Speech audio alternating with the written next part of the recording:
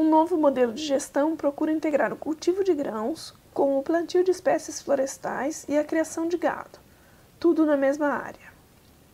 A intensificação permite manter a rentabilidade e recuperar pastagens degradadas, evitando a necessidade de expansão e, portanto, novos desmatamentos. Esse modelo de gestão, conhecido como Integração Lavoura Pecuária Floresta, ou ILPF, está em prática há 4 anos na Fazenda Brasil, em Barra do Garças, Mato Grosso. Para o gerente de agricultura do Grupo AFB, Anderson Paulo da Cruz, já é possível avaliar os primeiros resultados. Aqui é uma área experimental, é um talhão de 107 hectares, dos quais a gente tem aí aproximadamente 90 de soja e o restante com espécies florestais. São 9 tratamentos com diferentes espécies, diferentes arranjos que a gente tem aqui na área. Entre espécies nativas e as exóticas, a gente já viu que o crescimento acelerado do eucalipto favorece o retorno mais rápido do investimento. Em relação à implantação das espécies florestais, o custo inicial é muito alto, então quanto mais rápido a gente tiver esse retorno, beneficia o projeto de implantação. A gente já sabe que o eucalipto, pelo crescimento rápido, favorece. A própria região demanda por lenha para os armazéns, para os secadores dos armazéns, e a gente pode utilizar o eucalipto também para postes de cerca. Então a gente direciona pelo mercado que a gente tem na região para o eucalipto. E a gente teve que a linha simples fica melhor para operacionalizar a agricultura, controle de plantas daninhas próximo aos pés das árvores, então isso favorece mais do que as linhas duplas ou as linhas triplas. Então a gente está começando a avaliar a questão de qual é o melhor custo-benefício que a gente tem de todos os tratamentos que a gente tem aqui.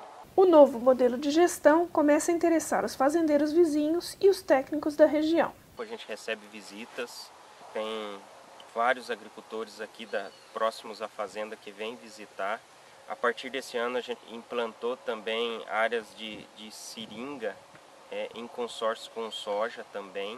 E uma vez por ano, em parceria com a Embrapa, a gente realiza um dia de campo, onde vem vários estudantes das universidades da região, de Barra do Garças, de Chavantina principalmente, e onde vem os agricultores e os pecuaristas conhecer o que a gente está fazendo aqui, onde se discute o componente agrícola, o componente pecuário, o florestal.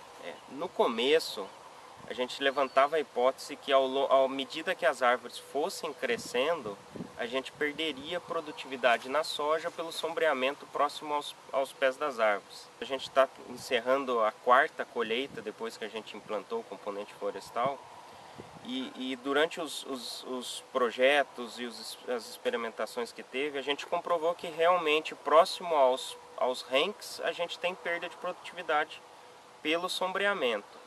Mas a produtividade do talhão, esta safra, se mantém proporcional aos demais talhões da fazenda. Hoje a gente iniciou a colheita do talhão e a gente está colhendo na média de 54 sacos por hectare de soja. A gente mantém a média do que a gente tem para a região. A gente tem ainda o rendimento do componente florestal. Se a avaliação econômica ainda está em andamento, do ponto de vista agronômico, a sustentabilidade do ILPF é evidente. As lavouras de soja serviram para recuperar o solo, antes degradado pelas pastagens, e agora entram também na rotação de culturas, feita com o sistema de plantio direto. Anderson menciona algumas vantagens da permanência dos restos de colheita como cobertura morta sobre o solo, um dos componentes-chave desse sistema.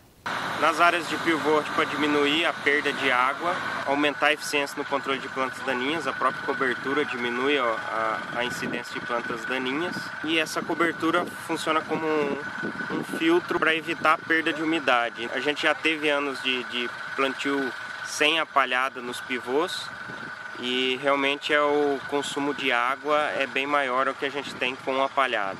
Nas áreas de sequeiro, fora das áreas irrigadas, é fundamental, principalmente para prolongar essa umidade no solo, nesse período de seca, fazer essa cobertura, esse controle de plantas daninhas, e na próxima safra, principalmente no início do plantio, a gente consegue, com poucas chuvas, já manter uma umidade disponível necessária para o cultivo da soja.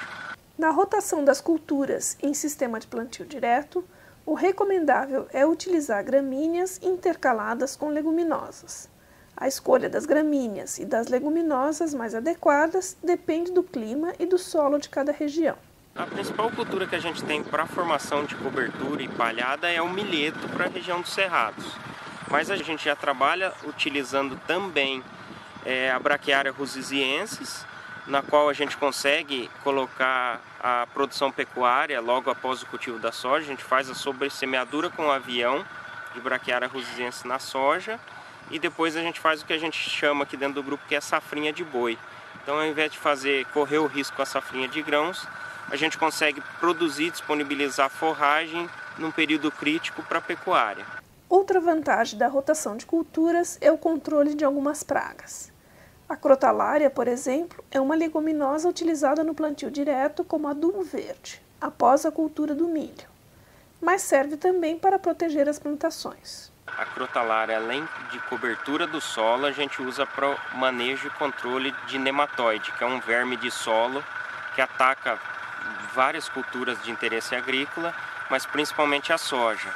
Então é um verme que acontece no solo e a gente consegue controlar ele através da rotação de culturas ou utilizando culturas que não propaguem esse verme. A crotalária, além do manejo do fornecimento de cobertura, de matéria orgânica, de controle de nematóide, ela também faz a fixação de nitrogênio, assim como a soja. Então ela introduz nitrogênio no sistema, fazendo com que a gente reduza as doses de nitrogênio, do nitrogênio químico